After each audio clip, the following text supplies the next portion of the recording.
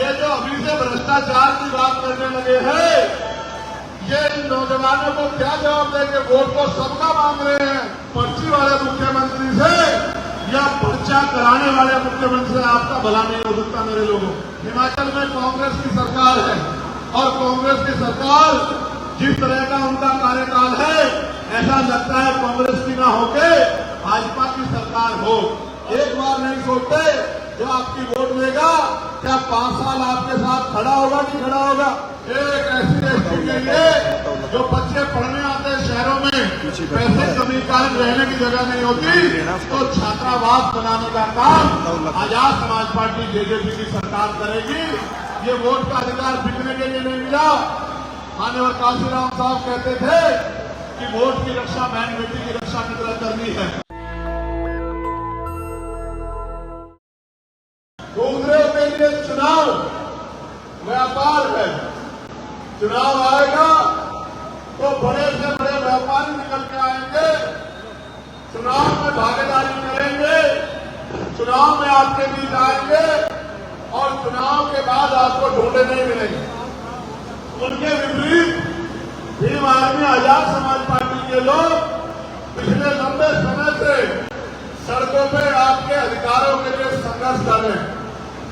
इसके बाद जब वो आपकी आवाज उठाते हैं, उनको लाठियां भी खानी पड़ती है, मुकदमे भी उनके ऊपर होते हैं, उनको जेल में भी डाला जाता है, लेकिन कभी भीम आर्मी आजाद समाज पार्टी के बहादुर योद्धा हिम्मत नहीं हारते हैं और दुगनी हिम्मत से समाज के हितों की लड़ाई लड़ने का काम करते हैं। इसलिए मैं अपने एक बहादुर साथी का भी धन्यवाद इस मंच के माध्यम से करता हूं। आप जानते हैं चुनाव क्यों होता है? चुनाव इसलिए होता है कि खजाने की चाबी किसके हाथ में होगी, और सम्मानित साथियों, खजाने की चाबी जिसके हाथ में होती है वही पॉलिसी बनाता है, और जो पॉलिसी बनाता है वही अपने लोगों के लिए काम करा पाता है। आप ये देखो, आज इस प्रदेश में एक तरफ भाजपा के लोग हैं जो कहते हैं तीसरी बार सरकार बनाई, एक तरफ कांग्रेस के लोग हैं जो कह रहे हैं कि जनता हमें मौका देगी। लेकिन आप ईमानदारी से सोच के बताओ, भाजपा से पहले 10 साल कांग्रेस पार्टी की सरकार थी और अभी कांग्रेस पार्टी को जनता ने मौका भी नहीं दिया और उनके नेता अहंकार में चले गए। अपनी पार्टी में जो वंचित वर्ग के लोग हैं, उनके नेता हमारी उन बहनों के लिए किस तरह की ओछी टिप्पणी कर रहे हैं, ये भी किसी छिपावा नहीं। साथ साथ अभी से वो ये कहने लगे मुझे कि भाई हम तो पर्ची से नौकरी लगाएंगे। आप मुझे बताओ, पर्ची से नौकरी लगेगी तो किसी गरीब के बच्चे के हिस्से में नौकरी आएगी क्या? बताओ। सारी नौकरी रोहतक चली जाएगी तो पलवल, फरीदाबाद, गुड़गांव के हिस्से में क्या आएगा? आप लोग मुझे बताओ। ये जो अभी से भ्रष्टाचार की बात करने लगे हैं, ये इन नौजवानों को क्या जवाब देंगे? वोट को सबका मांग रहे हैं, लेकिन कहते हैं कि नौकरी उनकी लगेगी जो पर्ची लेंगे। ये तो बाबा साहब अम्बेडकर के लिए आई है, ये पर्ची में नहीं, ये तो मेहनत में भरोसा रखते हैं। इनको पर्ची की नहीं, फिर भर्ती की जरूरत है। भर्ती निकलेगी, आपकी पर्ची का जवाब मेहनत से हमारे लोग देंगे। दूसरा, उनके नेता अभी से कहने लगे हैं कि भाई हमें मौका मिलेगा तो पहले अपना पेट भरेंगे, फिर अपने रिश्तेदारों का पेट भरेंगे, फिर अपनी पार्टी के लोगों का पेट भरेंगे और उसके बाद जनता के बारे में सोचेंगे। उसके विपरीत आजाद समाज पार्टी जेजेपी के लोग ये कह रहे हैं पहले जनता की सुनवाई होगी, पहले जनता की मांगों पे काम होगा और जनता ही हमारा परिवार है। ये फर्क है इनमें और हम में। अब रही बात भाजपा के लोगों की, तो भाजपा ने 10 साल आपका क्या बेड़ा गर्क किया है, ये मुझसे बेहतर आप लोग जानते हैं। वो इतने अहंकार में थे, लोकसभा में कह रहे थे कि 400 सीट आएगी, कितनी सीट? और जनता ने उनका अहंकार तोड़ दिया और 400 की जगह 240 सीटें गिर पड़ के आई। अगर जनता ने थोड़ी सी और समझदारी दिखाई होती तो आज वर्तमान के प्रधानमंत्री पूर्व के प्रधानमंत्री होते। और जो किसानों में लाठियां चला रहे थे मुख्यमंत्री, उनको तो 4.5 साल में बदल दिया। जो घोषणा भी 6 महीने के मुख्यमंत्री हैं, जो कह रहे ये दूंगा वो दूंगा ये दूंगा, आपको तो ये भी नहीं पता कि अगर उनको मौका मिल गया मुख्यमंत्री रहेंगे भी नहीं रहेंगे, उनको ये भी नहीं पता बेचारों को। तो मैं आपको एक कहने वाला हूं, पर्ची वाले मुख्यमंत्री से या पर्चा कराने वाले मुख्यमंत्री से आपका भला नहीं हो सकता। मेरे लोगों, मैं आपको बताना चाहता हूं, यहां इसी क्षेत्र में 2 नौजवानों को राजस्थान से लाके मारा गया था। वो कसी के नाम में आपको याद होगा। और लाके मारा था इसी क्षेत्र में, और यहां से मार कर लेके तो हिसार और जिंदा उनको जला दिया था। और यहां के नेता निकम्मे बैठ कर तमाशा देख रहे थे। हम इंसानियत को मानते हैं, धन्यवाद देना चाहिए बीमारी आजाद समाज पार्टी के लोगों को। यहां मुस्लिम भाइयों को वोट मांगने तो बहुत सारे लोग आएंगे सलमान, उनकी बातें करने वाले तो बहुत सारे लोग आएंगे, लेकिन जब उन बच्चों को मारा गया तो आजाद समाज पार्टी भीम आर्मी के लोगों ने चार्टर स्टेट में आंदोलन करा के उनके बच्चों को न्याय दिलवाने का काम किया। ये हमारा काम है और ये यहाँ के निकम्मे बाकी नेताओं का काम है जो दूसरी पार्टी के में काम करते हैं। मैं तो आपको कहना चाहता हूँ, आप ये देख रहे हैं यहाँ आपके बराबर में हिमाचल में कांग्रेस की सरकार है, और कांग्रेस की सरकार जिस तरह का उनका कार्यकाल है, ऐसा लगता है कांग्रेस की ना होके भाजपा की सरकार हो। और यहाँ और सुनो, 2018 में हमने भाजपा से मुक्ति के लिए मध्य प्रदेश राजस्थान में कांग्रेस के लोगों की मदद करा के सरकार बनाई कि भाजपा को हटाएंगे। भाजपा के तो हटते ही कांग्रेस के लोग भाजपा में चले गए और दोबारा से भाजपा हमारे ऊपर आके बैठ गई। इसलिए मैं आपको कहना चाहता हूँ, ये भाजपा कांग्रेस से हमारे लोगों का भला नहीं होने वाला। हमारे लोगों का भला तब होगा जब बाबा साहब अम्बेडकर के द्वारा दी गई वोट के आधार पे हम अपने बीच के लोगों को विधानसभा में जिताकर भेजेंगे। जब हम वोट की ताकत से, देखो, 1 रुपए का सामान लोगे 4 बार सामान को देखोगे, 10 रुपए का सामान लोगे 4 बार पलट के देखोगे।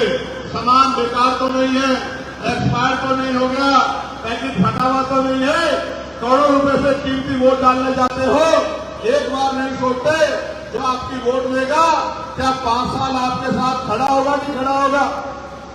आपकी लड़ाई कौन लड़ता है? दोनों हाथ ला के बताओ ईमानदारी से, जोर से बताओ कौन लड़ता है, और जोर से बताओ कौन लड़ता है। और वोट मांगने सारे आ जाते हैं, और पार्लियामेंट में असेंबली में जब आपकी आवाज उठाने की बारी आती है तो सब लोग मुंह फेर के बैठ जाते हैं। इसलिए मैं आपसे कहना चाहता हूं, चूको मत, लोकतंत्र है, 5 साल में मौका आता है, चूक गए तो अगले 5 साल इंतजार करना पड़ेगा।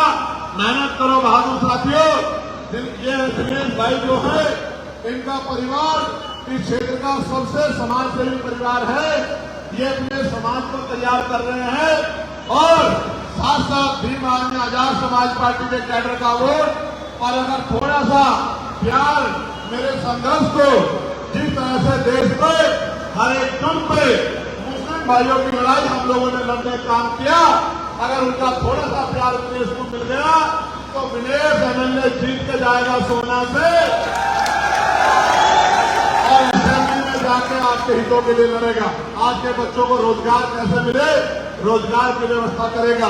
अच्छे स्कूल कॉलेज कैसे बने, गरीबों की जेब कटाई कैसे बंद हो, अच्छे स्कूल कॉलेज बनाने का काम करेगा, अच्छे हॉस्पिटल बनवाने का काम करेगा, और आज के क्षेत्रों में बहन बेटियों के सम्मान की रक्षा के लिए अच्छी कानून व्यवस्था लागू कराने का काम करेगा।